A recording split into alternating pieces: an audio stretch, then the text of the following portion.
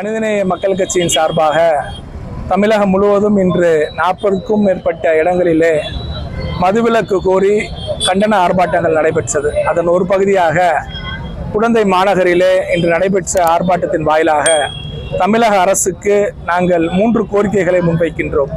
தமிழகத்தில் மதுவிலக்கு படிப்படியாக அமல்படுத்தப்பட வேண்டும். மதுவிலக்கு அமலாக்க பிரிவு என்கின்ற அந்த பிரிவின் கீழ் இயங்கக்கூடிய அதிகாரிகள் தமிழகத்தில் இயங்கக்கூடிய கள்ளச்சாராய அந்த ஊழல்களை கண்டறித்து அழித்து மக்களை காத்திட வேண்டும். மதுவினால் ஏற்படக்கூடிய துன்பங்கள் குறித்து பள்ளி பாடத்திட்டங்களிலே ஒரு புது பாடப்பிரிவு ஏற்படுத்த வேண்டும் என்கின்ற கோரிக்கையை மனிதநேய மக்கள் கட்சியின் சார்பாக தமிழக அரசுக்கு முன்வைக்கின்றோம்.